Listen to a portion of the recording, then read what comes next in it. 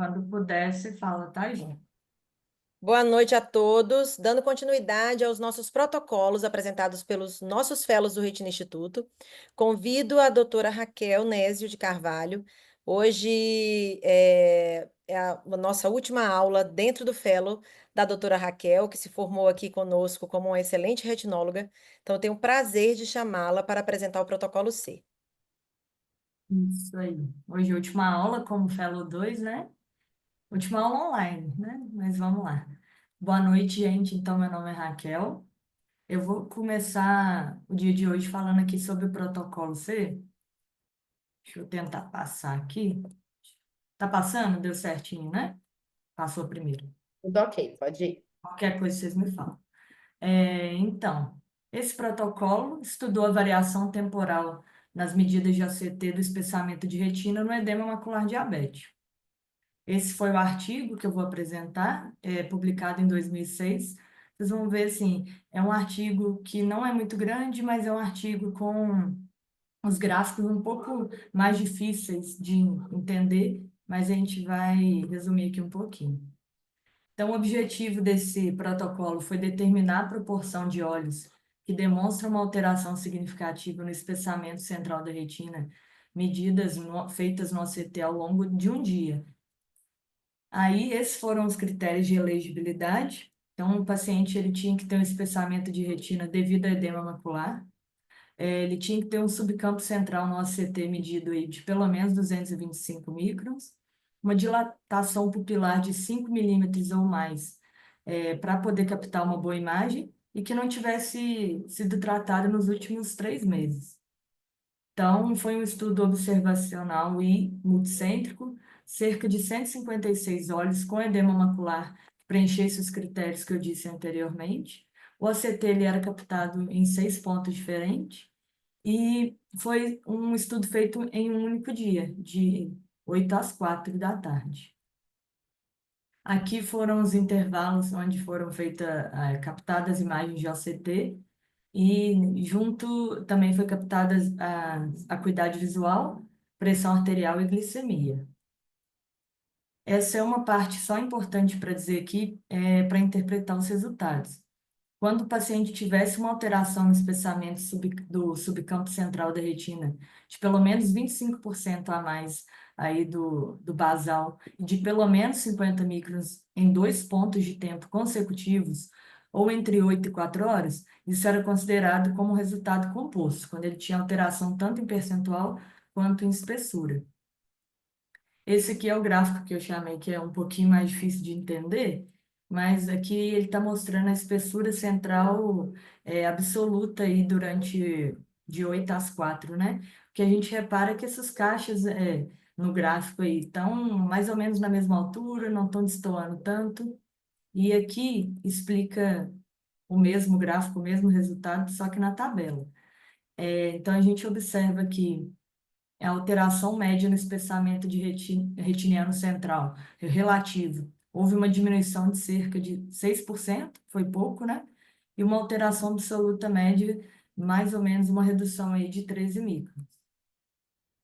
Nesse segundo gráfico aqui, a gente repara ali onde eu circulei que apenas 3% dos olhos atingiram o resultado composto, ou seja, aquilo que eu falei lá no começo, pelo menos 25% de redução aí do basal e junto, né, uma redução de pelo menos 50 microns. O que eu circulei aqui, na verdade, um quadrado e botei a seta, é que a gente consegue observar aí que as mudanças mais significativas durante o tempo foram observadas quando o grupo inicial ali era mais espesso.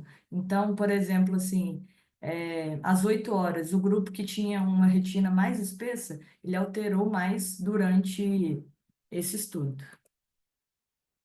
Esse gráfico aqui mostra também. A gente repara que ele oscila, nem todas essas linhas seguem o mesmo padrão, porém, aqui no final, às 4 horas, a diminuição foi parecida, né? Então, todos aqui teve a redução máxima às 4 horas da tarde. Aqui, comparando a acuidade visual também, essas caixas ali estão mais ou menos também no mesmo padrão, não estão destoando tanto. Então, alguns pacientes ali, ó, melhorando pelo menos 10 litros, apenas 10% dos olhos, mas também piorando 10 litros em 6% dos olhos. Então, concluindo aqui esse gráfico, a mudança no espessamento da retina não teve correlação com a mudança na acuidade visual, então essa mudança foi mínima. Aqui a gente não tem gráfico para mostrar, mas no estudo mostra que a concentração de glicose no sangue aumentou em 50 em apenas 21 dos 95 indivíduos selecionados ali do estudo, concluindo que a mudança também no espessamento de retina durante esse dia correlacionou-se fracamente com a mudança na glicemia. Aí aqui a gente vai direto para a conclusão do estudo todo, né? Discretas reduções no espessamento da retina podem ocorrer sim durante o dia, é um fenômeno que pode ocorrer em alguns pacientes. A maioria dos olhos com edema macular demonstrou pouca alteração de 8 às 4 e teve pouca correlação entre a mudança no espessamento e a acuidade visual. A extensão e a frequência também dessas mudanças não parece ser algo assim de magnitude para impactar os outros estudos. E o interessante é dizer também, como se fosse uma crítica, né, que o estudo não abordou a frequência disso, ele estudou durante um dia só. Então a gente não sabe se esse resultado iria se repetir em 7 dias, iria ter um padrão em um mês. Foi estudado apenas o dia de 8 às 4. É isso. Estudo meio. Parabéns, Raquel, muito bacana. Olha só, eu acho interessante quando a gente olha, imagina, gente, um estudo de 2006. Então, naquele tempo, os protótipos aí de aparelhos de OCT não eram como os de hoje. A gente não tinha a tecnologia de OCT que a gente tem hoje. E olha o que que eles colocaram como limite aí de 225 micra. A gente definiu assim, acima, né, nesse estudo, que eram pacientes portadores de aumento da espessura macular central. Hoje a gente vê que tem aparelhos acima de 280, que é o que a gente considera como aumento da espessura. Então, olha como as coisas, as informações vão mudando e a gente parte sempre do início. Então, é importante a gente saber desse protocolo C, assim como a gente também observa as mudanças, por exemplo, da pressão intraocular ao longo do dia. E por que não da espessura macular central também ao longo do dia? Então, foi importante para concluir que essas diferenças são mínimas, né, Raquel? Então, foi o único estudo que avaliou isso, de todos que vocês vão ver aí do DRCR-NET. Então, o protocolo C foi importante para isso, tá? E para colocar aí a tomografia de coerência óptica como um exame a ser realizado nos pacientes diabéticos. E aí, cada vez mais, para o segmento desses pacientes diabéticos, a gente vai utilizando a tomografia ao invés da angiografia como exame propedêutico de escolha para o segmento dos nossos pacientes com edema macular diabético. Então, isso tudo partiu aí do pressuposto do protocolo C. Então, alguém tem alguma consideração a fazer, alguma dúvida desse estudo? Então, podemos seguir, né, Giovana? Tá, pro próximo. Parabéns, Raquel. Até a próxima aula como retinóloga, hein, Raquel? Próximo você, espectadora. Tá. Então, continuando com os nossos protocolos, agora a gente vai chamar aí o Dr. Júlio Andrade, que vai falar sobre o protocolo H, né, Júlio? É Isso, isso aí. protocolo. Tá dando para ver aí direitinho agora? Sim. Tá, Júlio ok. é o nosso F1, que daqui a pouco vai assumir o F2. Boa aula, Júlio. Obrigado. Então, boa noite, gente. Eu vou falar um pouco para a gente entender do protocolo H. Tentei ser bem direto aqui, um protocolo bem interessante, que de uma medicação que a gente usa bastante hoje em dia. O protocolo ele foi realizado aí mais ou menos de 2005 até 2008, né? A criação do protocolo e os estudos. Então, é importante a gente saber sobre essa data para a gente entender o contexto que ele está inserido. Qual que foi o objetivo geral, então, desse protocolo? Ele queria avaliar a segurança e eficácia do bevacizumab, o Avastin, intravítrea no tratamento do edema macular diabético. E por que que eles fizeram isso? Porque eles tinham uma alta frequência de resultados insatisfatórios naquela época, principalmente com laser e outras terapias, né, que a gente viu que nos últimos protocolos que foram tentadas outras medicações, e aí eles não estavam tendo resultados. Então eles definiram uma medicação para tentar fazer esse estudo.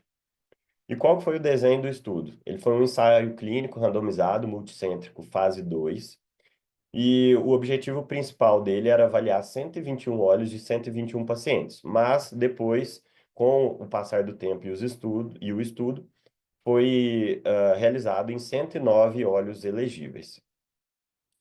Então, qual que era o objetivo desse estudo?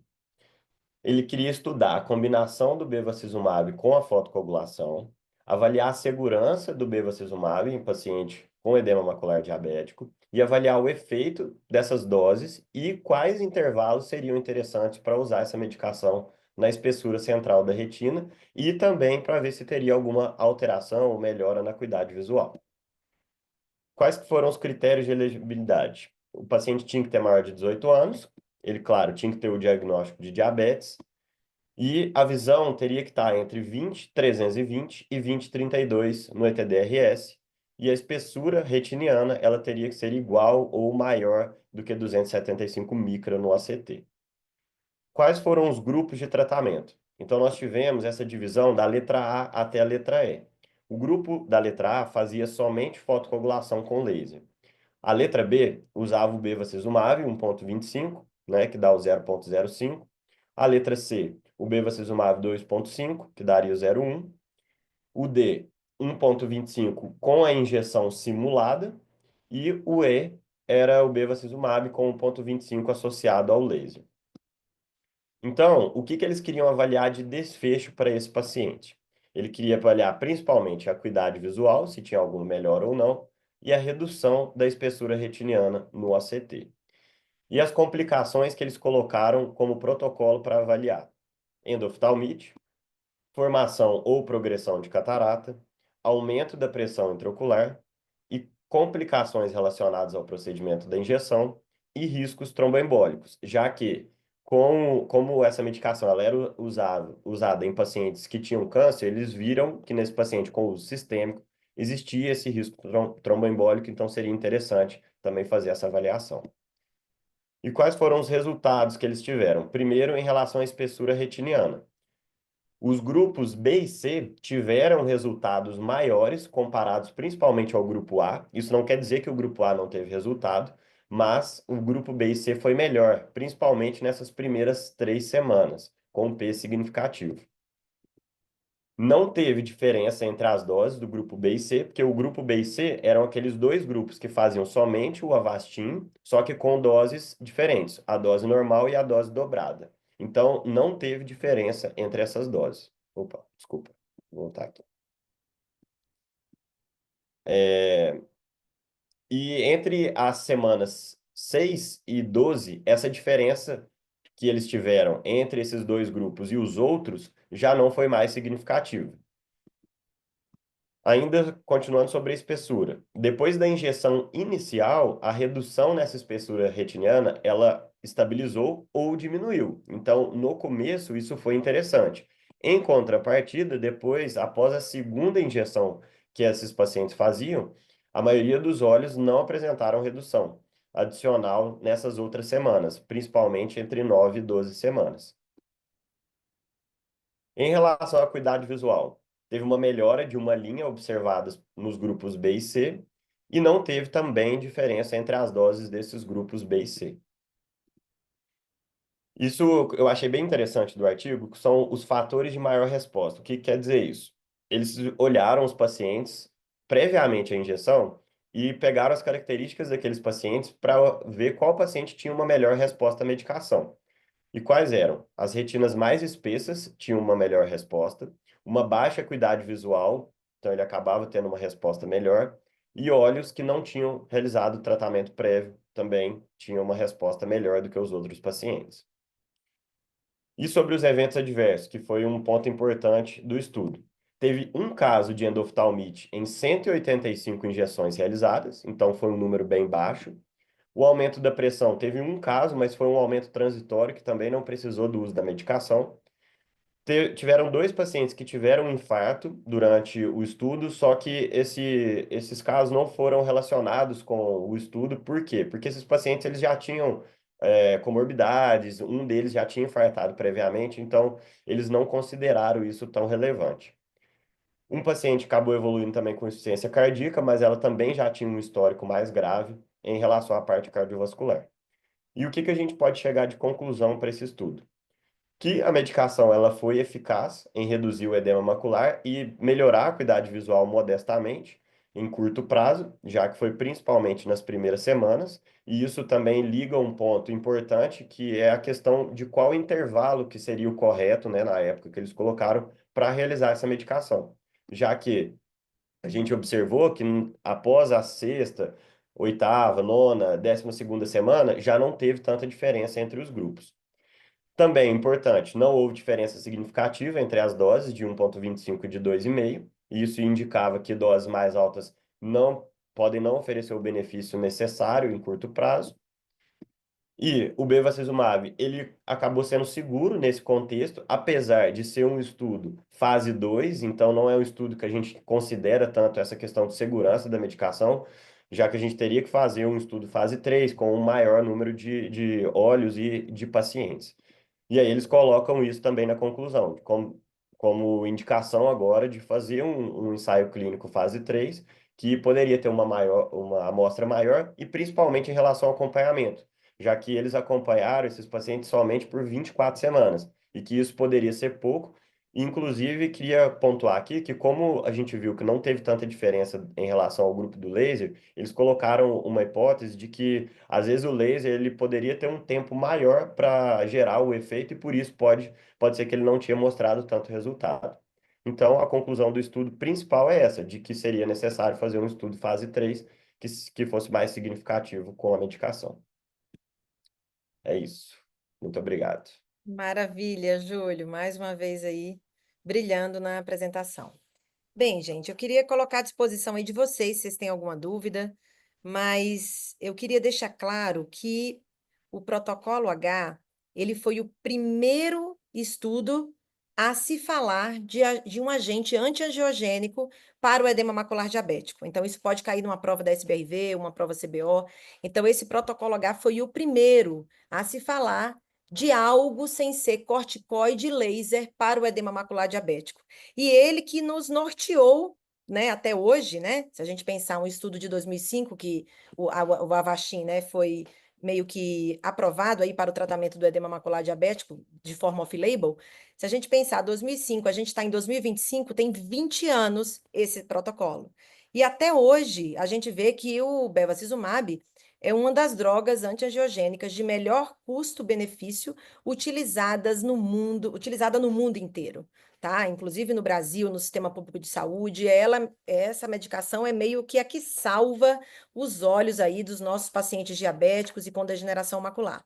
Então, foi tudo a partir daí, onde eles utilizaram uma dose aí de bevacizumab para ver relação de eficácia, de segurança. Então, foi tudo através do protocolo H, tá bom? Então, isso é uma questão muito importante da gente considerar. E de onde vem isso que a gente fala sempre? Iniciar com 3, né? A gente geralmente inicia um tratamento de um paciente com edema macular diabético de 3 a 6 injeções. Essas coisas, elas foram acontecendo a partir dos estudos do GRCRNet. Você vê que o protocolo H, ele fez apenas uma injeção e foi avaliando ali em curto prazo, em 6 meses, e viu que ali precisava se fazer mais porque a meia-vida da droga estava comprometida. Então, assim, tudo tem um começo. Então, o começo do tratamento antiangiogênico para os pacientes com edema macular diabético foi através do protocolo H, tá? Então, não se esqueçam disso. Alguma consideração? Alguma pergunta? Alguma dúvida? Fiquem à vontade, gente. A gente aqui está num um bate-papo super, super informal aqui com os nossos fellows e preceptores. Eu queria só Ok, parabéns. Pode falar. Pode falar, Carol. Daqui a pouco eu Pode falar as duas. Não, aí. só queria comentar, Tereza, que parabéns, Júlia, a apresentação foi ótima. Que foi esse estudo que a gente fez, né, lá no mestrado, que a gente estudou as 3 drogas e a dose de carregamento, a gente viu que as 3 eram eficazes e a eficácia do bevacizumab foi muito comparável às demais, a aflibercept e o ranibizumab, né? Exatamente. E aí o SUS só foi liberar, né, para o edema macular diabético em 2020, né, o uso do bevacizumab, né, que o Bevacizumab, sim, 2019, sim. né, antes era só DMRI, aí depois entrou também o o edema macular diabético, né? Então, tudo que começou em 2005, né? Até hoje ainda Sim. é muito Até hoje a usado. gente ainda utiliza, exatamente. Eu Giovana, ia você quer... comentar era justamente isso, em termos práticos, né? Igual até só reforçando mesmo, que esses protocolos existem por uma razão, né? Então, apesar de serem mais antigos, são todos materiais que dão respaldo para a nossa prática. Então, a gente vai ver aí na nossa cronologia dos protocolos que vão vir os próximos comparando com outras medicações, até vendo essa questão de não inferioridade, nem sempre sendo uma medicação superior à outra. Então, que a gente sempre tem que individualizar o paciente.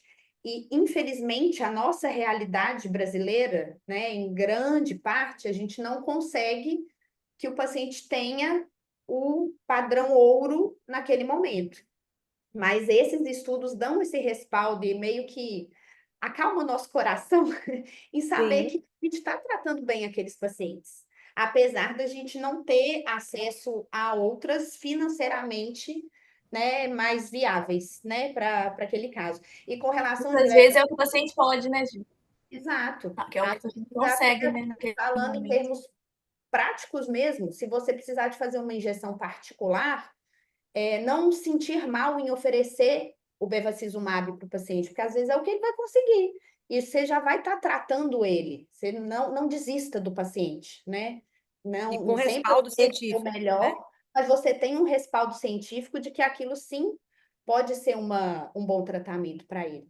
E só completando essa questão da fotocoagulação, Júlio, que igual vocês brilhantemente falaram, né? Na época era o que tinha de comparativo. A fotocoagulação, ela piora mesmo a visão. Então, tanto quando a gente faz o tratamento da panfoto, não pensando no edema, o paciente piora mesmo. Então, vocês vão ver aí no decorrer dos estudos como que vai mudando, o que que vai avaliar para o paciente ou não, o tempo, porque realmente as coisas se somam. Então, esses fatores de confusão aí tem que começar a tirar. Igual a importância do estudo da KEL, do protocolo C. Por que que tem que ter esse estudo circadiano? Então, porque pode ser um fator de confusão para os estudos da frente. Às vezes o paciente tomou a dose de noite e achou que aumentou porque a espessura já estava maior, alguma coisa assim, né? Então, sempre tentem ter esse senso crítico de aplicar na prática, que vai ser muito mais fluido aí para a gente poder aplicar no dia a dia. O Lucas perguntou aqui: Oi, Lucas, seja bem-vindo. Daqui a pouco você está aqui conosco, né, Lucas? Daqui a pouquinho. Seria reprodutível repetir o protocolo SER por mais tempo? Eu acredito que sim, Lucas, porque imagina, esse paciente hoje que tem, né, tem como fazer o tratamento antiangiogênico com os diversos tratamentos que temos hoje, e eu acho que essa espessura, se fosse medida e separada, por exemplo, por subgrupo de drogas, a gente ia ver, né, com certeza, uma diferença significativa entre as medicações, e se fizesse essa análise, né, circadiana, assim, às vezes dependendo dos horários do dia, em dias diferentes, eu acho que seria uma boa ideia, sim. Ok? Então, seguindo aí para o nosso próximo protocolo, a doutora Paulina vai... Não é isso, Paulina? Você é a próxima, né? Isso. Vou Isso, compartilhar doutora minha tela aqui. vai compartilhar a tela dela. E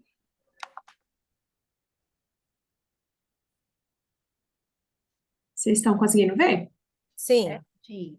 Doutora Paulina, ela hoje vai dar a última aula dela online como F2, acabou de formar agora, então sucesso para essas duas retinólogas aí de ponta, doutora Paulina e doutora Raquel. Então, a doutora Paulina agora vai falar sobre o protocolo F. Boa aula, Paulina. Obrigada. Então, trazer um pouquinho sobre esse protocolo do DRCR-NET. Então, o protocolo F, ele foi publicado, né, em 2005, com esse objetivo de padronizar os estudos que quisessem fazer a observação do desenvolvimento do edema macular diabético após a fotocoagulação a laser. E a partir desse protocolo, teve apenas uma publicação, que foi esse artigo, que foi publicado em 2009.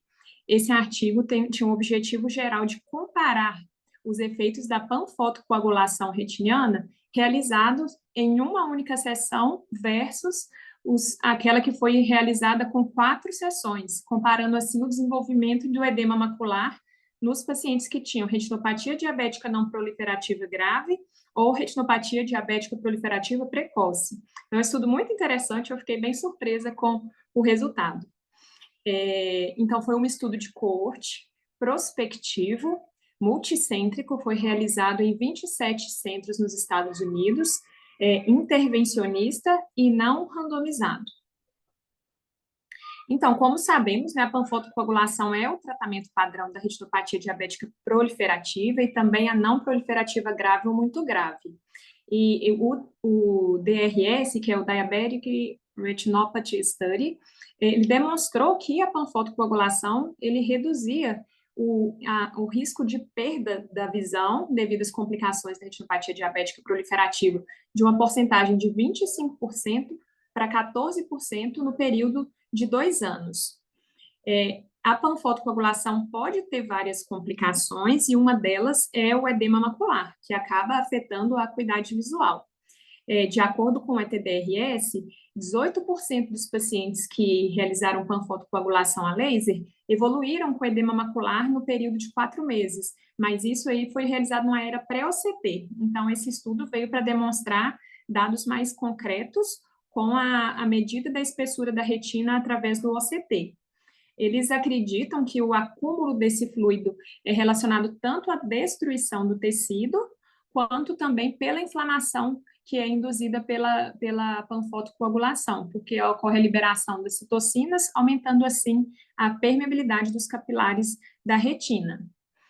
Naquela época, que foi publicado o protocolo, né, em 2005, muitos oftalmologistas já realizavam o tratamento da panfotocoagulação com sessão única e também com 4 sessões.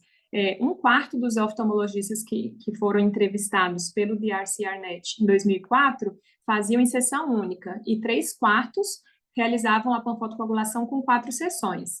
As vantagens da sessão única é o menor número de visitas, né, do paciente ao consultório, tem uma maior garantia da conclusão do tratamento com apenas uma sessão, né, e tem mais risco de efeitos colaterais, que é dor, descolamento de coroide, paralisia da acomodação, elevação aguda da pressão intraocular. Enquanto quando o tratamento é realizado com 4 sessões, apesar de ter um maior número de visitas, o intervalo entre as sessões permite que esse edema seja reabsorvido e diminua antes da realização de uma próxima sessão. Inclusive, teve um estudo que comparou um intervalo de 7 dias entre as sessões com 14 dias, e eles perceberam que o edema era menor quando dava o espaçamento de 2 semanas entre as sessões.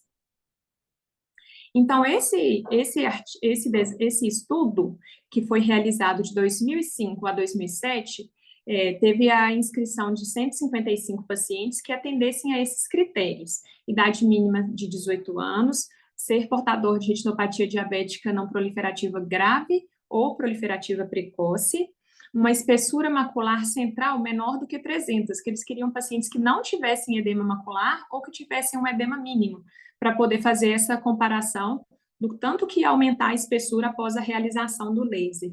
E tivessem também uma acuidade visual relativamente boa, melhor do que 20/32 ou 73 letras pelo ETDRS. Alguns critérios de exclusão eram pacientes que já tivessem sido submetidos à fotocoagulação anterior, tivessem retinopatia diabética proliferativa grave e outros fatores que pudessem confundir a etiologia do edema macular. Por exemplo, um paciente que já tivesse um edema macular secundário à retinopatia diabética, cirurgia nos últimos 6 meses e também a capsulotomia e a laser nos 2 últimos meses. Como que foi feita, então, essa fotocoagulação? Os pacientes que foram submetidos a uma sessão de laser, eles receberam de 1.200 até 1.600 marcas de laser, enquanto os que fizeram em 4 sessões foram 300 marcas em cada sessão, com um intervalo bem grande, aí, né, de 4 semanas de intervalo. Então, da primeira até a última sessão, deu um intervalo de 12 semanas para concluir o tratamento. Essa fotocoagulação é feita com laser de argônio, com o spot de 200 micrômetros nessa lente de Rodenstock, que gera uma ampliação do ponto de laser de 1.4, ou qualquer outro equivalente, a transequator que a gente usa muito da Avon, que tem uma ampliação de 1,44, ou então um spot de 500 com uma lente de contato de 3 espelhos. O tempo de exposição recomendado era de 0,1 segundos, mas era permitido também ser feito de 0,05 até 0,2. A intensidade é uma potência que desse marcas retinianas brancas mais leves, não fossem muito fortes. A distribuição de mais ou menos uma marca de distância entre 2 pontos de laser, e sendo o início desse laser 2 diâmetros de disco temporal ao centro da fóvea. Esse laser tinha que ser feito também além das arcadas, até pelo menos a região do equador, e um comprimento de onda podia ser verde ou amarelo, e quando fosse necessário, principalmente no grupo que fazia uma única sessão, todo o tratamento poderia ser feito uma injeção, o bloqueio, né, retrobulbar, peribulbar ou subtenoniana. O que eles trouxeram de resultado? Então, os pacientes, eles fizeram essa primeira medição, né, que deu o baseline. O grupo que fez apenas uma sessão, que tinha uma amostra de 84 pacientes, a média da espessura central da retina era 207 micras. E dos que foram submetidos a 4 sessões para o tratamento, a média era 198, então, assim, muito parecida. E eles foram avaliados 3 dias após a primeira sessão, depois com 4 semanas, depois com 17 semanas, depois com 34 semanas, que dá mais ou menos aí 8 meses após o tratamento, né? O que eles observaram? Que nos pacientes que fizeram apenas uma primeira sessão, que é nessa primeira coluna, nas primeiras visitas, que com 3 dias e 4 semanas, teve um aumento mais expressivo do que os pacientes que realizaram 4 sessões de laser. Então, o espessamento foi maior nos primeiros dias, mas após as primeiras visitas, esse aumento se manteve. Já no grupo que foi realizada a panfotocoagulação em 4 sessões, teve um aumento mais expressivo nas últimas visitas, até porque eles concluíram o tratamento com 12 semanas, né? Então, aí estava mais próximo do término do tratamento. Então, teve um espessamento maior no final do tratamento, a partir das últimas visitas. Apesar, então, de ter acontecido esse aumento na espessura central da retina nos 2 grupos, a maioria dos olhos teve uma espessura central que era considerada dentro da faixa normal. E apenas um olho no grupo que foi realizada a panfotocoagulação em uma sessão, e um olho no grupo em que foi realizado em 4 sessões, desenvolveu um edema macular que foi necessário ser realizado um tratamento que naquela época era o grid macular, né? Em relação à acuidade visual, a gente pode observar um padrão bem semelhante ao que aconteceu no aumento da espessura central da retina, né? Que nos pacientes que foram submetidos a uma sessão, o aumento foi maior no início, na primeira visita. E nos pacientes que foram submetidos a 4 sessões, o aumento foi maior na última visita.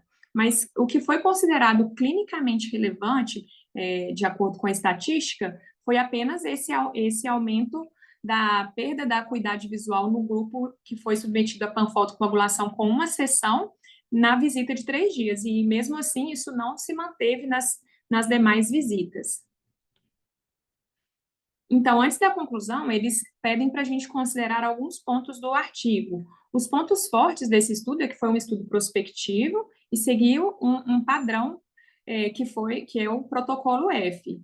E algumas das fragilidades é que é uma amostra limitada, apenas 155 pacientes.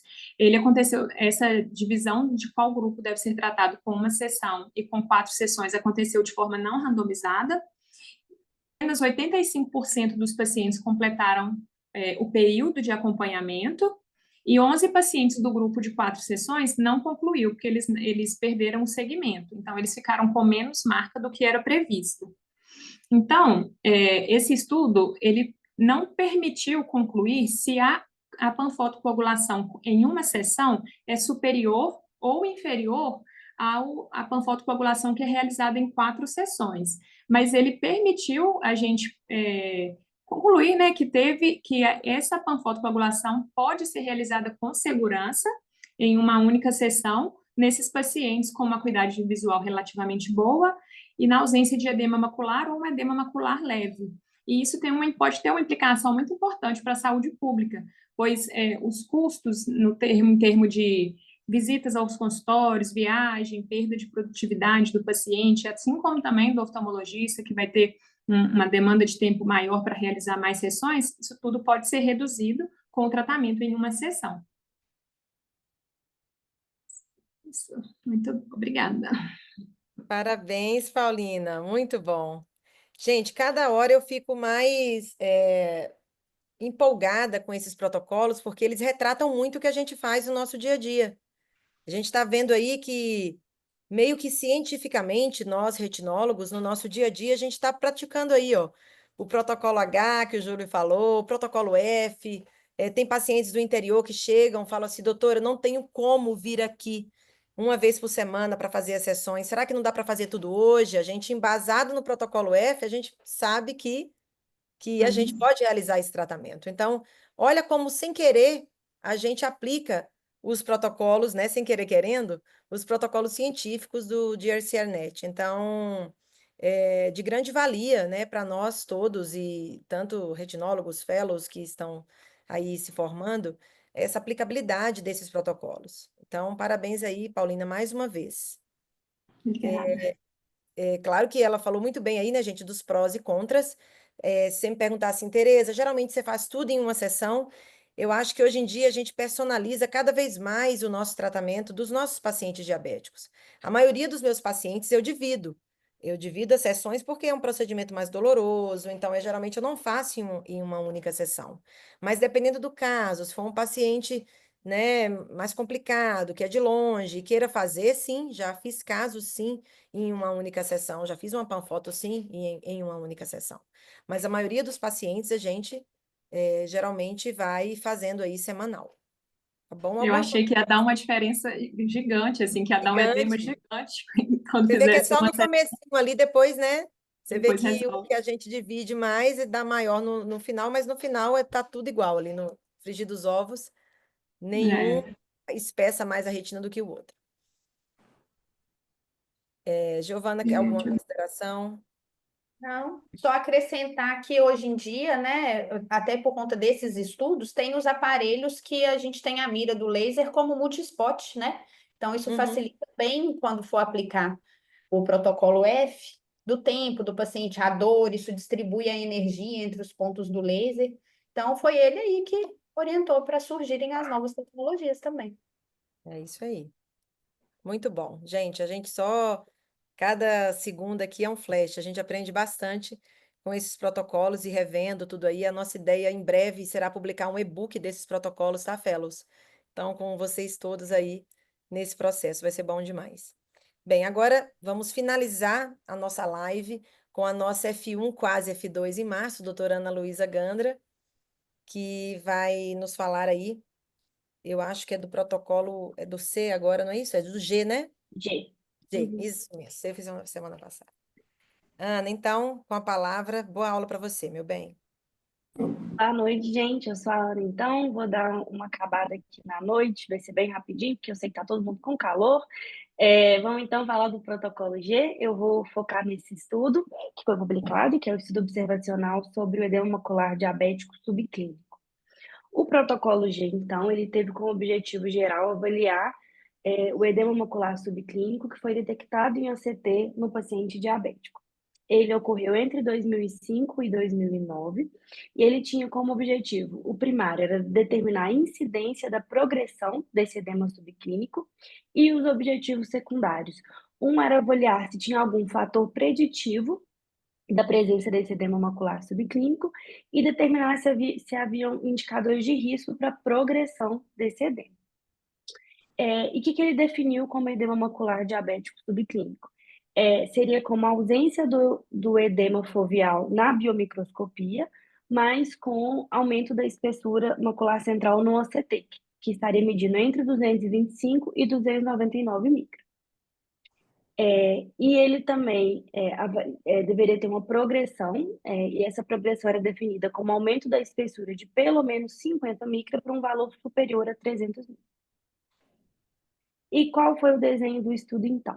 Eles triaram 891 olhos, mas apenas 43 eram elegíveis, e eles acompanharam os pacientes por 2 anos. Os pacientes, eles tinham que ter acima de 18 anos, eles tinham que ter um olho com acuidade visual superior a 74 letras, e a espessura retiniana, conforme eu falei, entre 255 e 299 micras. E a espessura macular, novamente, ela deveria ser considerada normal ao exame clínico e sem expectativa de tratamento para o edema que ameace a mácula. O desfecho avaliado, então, que eles queriam avaliar no final do estudo, se teria algum aumento da espessura de pelo menos 50 micras em relação ao valor basal, com a espessura macular final de pelo menos 300 micras, ou a necessidade de tratamento. Aqui foi o desenho, mais ou menos, do estudo. Então, o paciente foi avaliado inicialmente, depois de 1 ano, depois de 2. Os resultados, então, avaliados, a taxa de progressão para edema macular diabético clínico ou necessidade de tratamento. No primeiro ano, foram 27% dos pacientes avaliados, e no final do segundo ano, foram 38%. As alterações da acuidade visual no desfecho, a média da acuidade visual do desfecho era 25, 20/25, que já era esperado, que eram pacientes que não tinham alteração no exame clínico, então os pacientes estavam bem. 38% dos olhos perderam pelo menos 5 letras na TDRS e 23% dos olhos melhoraram pelo menos 5 letras. Fatores prognósticos, eles não acharam diferença estatística, eles avaliaram sexo, grau de retinopatia diabética, equivalente esférico, anormalidade cistológica no CT, e nenhum desses fatores teve influência significativa. Aqui só um desenhozinho para poder mostrar que as bolinhas brancas eram as que chegaram no desfecho esperado. E, para concluir, o estudo ele aponta que o edema macular diabético subclínico ele é usado para descrever quando há um edema no ACT, mas não no exame clínico. E que ele tem uma alta taxa de progressão para o edema clínico ou necessidade de tratamento, 38% em 2 anos.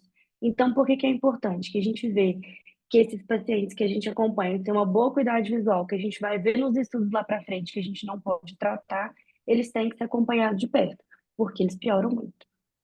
E é rapidinho. Maravilha, muito bom.